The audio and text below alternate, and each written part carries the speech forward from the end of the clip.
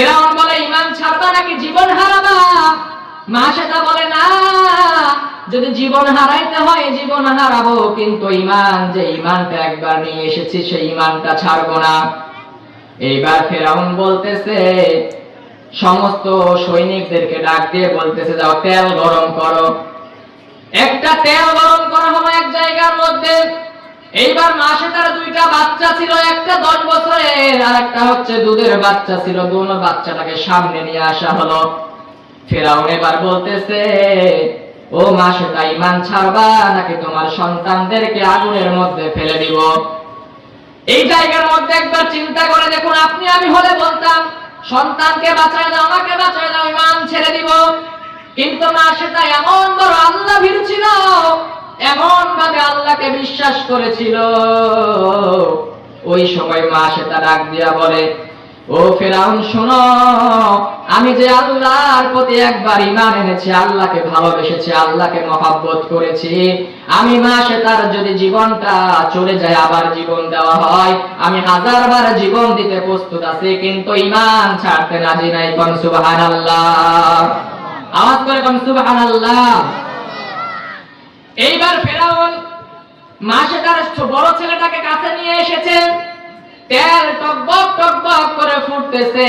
তেল গরমের মধ্যে মাসে তার বড় ছেলেটাকে নিয়ে তেলের মধ্যে ফেলতে দেরি হয়েছে। ডিম পোস্ট করলে যে এরকম ফুলে উঠে, এই রকম হতে দেরি হয় নাই। মাসে তা আল্লাহর কাছে হাত তুলে দিয়েছেন। আল্লাহর কাছে হাত তুলে দিয়ে বলতেছে, আল্লাহ, আপনার উপরে ঈমান আনার কারণে আমার সন্তানকে তারা নির্যাতন করতেছে, সন্তানের জীবন নিতেছে, আমার জীবন নিয়ে নেবে বলতেছে। এই সময় আমি কি করব, আমি কি করব, আল্লাহ আমাকে বলে দিন। একজন মাই জানে তার চোখের সামনে তার সন্তান মরে গেলে কি কষ্ট হয়। প্রিয় ভাইরা, আমার সন্তানটা যখন জীবনটা যখন চলে গেছে, তার হাড্ডিগুলো আলাদা হয়ে গেছে, এত গরম তেলের মধ্যে ফেলেছে। এইবার যখন মাসে তার ছোট বাচ্চা ছিল, সেই ছোট বাচ্চাটাকে নিয়ে সামনে নিয়ে এসে ফিরাউন বলতেছে, হে মাসে তা ঈমান ছাড়বা নাকি এই বাচ্চাটাকেও তেলের মধ্যে ফেলবো? মাসে তা আল্লাহকে ডাক দিয়ে বলতেছেন, আল্লাহ, এত কষ্ট করে সন্তান জন্ম দিলাম, এই সময় যদি আমার সন্তান তার জীবনটা চলে যায়, সন্তানের জীবনটা যদি বের হয়ে যায়, আমি মাসে তা কিভাবে সহ্য করবো রে আল্লাহ? আল্লাহ ওই মাসে তাকে রহম করুন। আল্লাহ পাক রব্বুল আলামিন তাকে সান্ত্বনা দিয়েছে কেমন ভাবে দেখুন। এইবার ছোট বাচ্চাটাকে যখন নিয়ে এসেছে, ছোট বাচ্চাটাকে নিয়ে আসার পরে ফিরাউন বলতেছে, এই বাচ্চাটাকেও তেলের মধ্যে ফেলে দিব। এইবার মাসিটা ভয়ে কাতর হয়ে গেছে। কাতর হয়ে যাওয়ার পর আল্লাহর কাছে যখন দোয়া করতেছে, আল্লাহ পাক রব্বুল আলামিন ওই ছোট্ট দুধের বাচ্চা 9 মাসের বাচ্চার জবান খুলে দিয়েছে। কোন সুবহানাল্লাহ। মাসিটা ডাক দিয়া বলে, উম্মি লা তাখাফ ইন্নাকি আলাল হক।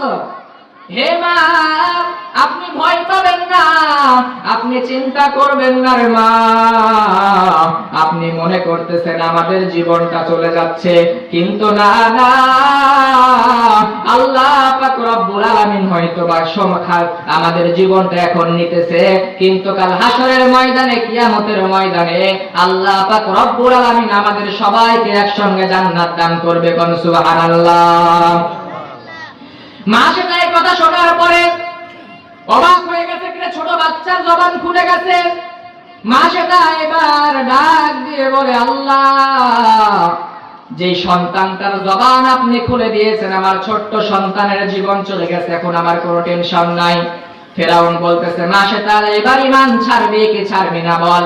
মাসে তার ডাক দিয়ে বলে, চোখের সামনে 2টা সন্তানের জীবন চলে গেছে, এখন আমি মা হয়ে যদি আমার জীবনটা চলে যায় রে ফিরাউন, আমার কোনো দুঃখ নাই, কষ্ট নাই। একজন মাই জানে তার চোখের সামনে তার সন্তানের খাটলির বোঝাটা কতটা কষ্টকর। একজন বাবাই জানে সে বেঁচে থাকতে তার সন্তানটা মরে গেলে তার খাটলিটা বাবার কাছে কতটা ভারী লাগে। হে ফিরাউন, আমার এখন আর কোনো চিন্তা নাই, আমার সন্তানরা যেহেতু মরে গেছে, সন্তানদের যেহেতু জীবন চলে গেছে, এখন আমি হাসতে হাসতে ইসলামের জন্য জীবন দিয়ে দিব। কোন সুবহানাল্লাহ। জিকির করুন লা ইলাহা। সামনের দিকে আগে আসুন, লা ইলাহা। পিছনে জায়গা হইতেছে না, সামনের দিকে আগে আসুন। লা ইলাহা ইল্লাল্লাহ। সবাই জিকির করেন, জবান খুলে দিয়ে আল্লাহকে খুশি করার জন্য জিকির করুন।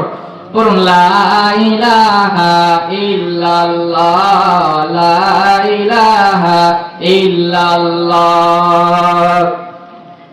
প্রিয় ভাইরা আমার, আমরা জালসার ময়দানে এসেছি, মানে আমরা ভালো কাজের জন্য এসেছি না খারাপ কাজের জন্য এসেছি? একবার চিৎকার করে বলুন তো, কি জন্য এসেছি? ভালো কাজের জন্য না খারাপ কাজের জন্য? তো ভালো কাজের জন্য যদি আসি, কাল কিয়ামতের ময়দানটা এমন হবে, আল্লাহ তাআলা এই দুনিয়ার সব কিছুকে ভিডিও করে রাখবেন। আপনি কতক্ষণ চায়ের দোকানে সময় কাটিয়েছেন, কতক্ষণ খারাপ জায়গার মধ্যে সময় কাটিয়েছেন, কতক্ষণ মাহফিলের প্যান্ডেলের মধ্যে সময় কাটিয়েছেন, কতক্ষণ মসজিদের মধ্যে সময় কাটিয়েছেন, এই সমস্ত ভিডিওগুলো আল্লাহ তাআলা কাল কিয়ামতের ময়দানে মানুষদেরকে দেখাবে। যারা খারাপ কাজ করবে তাদের খারাপ কাজের ভিডিওগুলো দেখানো হবে, তারা চোখ দিয়ে তাকিয়ে থাকবে, হাত দিয়ে চোখটা ঢেকে ফেলবে, আমরা এই খারাপ কাজগুলো করছিলাম। আর যারা ভালো কাজ করবে, যখন দেখানো হবে আপনি দুনিয়ার মধ্যে ভালো কাজ করতেছিলেন, মাহফিলের প্যান্ডেলের মধ্যে বসে আল্লাহর কোরআন হাদিসের কথা শুনতেছিলেন, যখন এগুলো আপনাকে দেখানো হবে, আপনি তখন বলতে থাকবেন, আয় আল্লাহ, যে দুনিয়ার মধ্যে আরো সময় পাইতাম, আরো ভালো কাজ করতাম, আরো নামাজ পড়তাম, আরো রোজা করতাম, আরো ভালো মানুষের সাথে থাকতাম, আলেমদের সাথে থাকতাম। কোন সুবহানাল্লাহ। এই কারণে আমরা ভালো কাজের সাথে থাকতে চাই কি চাই না বলুন তো? হাত তুলে দেখান আল্লাহকে। কে ভালো কাজের সাথে থাকতে চাই? সবাই থাকতে চাই? সবাই বলুন ইনশাআল্লাহ। আরো জোরে বলুন ইনশাআল্লাহ। আল্লাহ আমাদের সবাইকে কবুল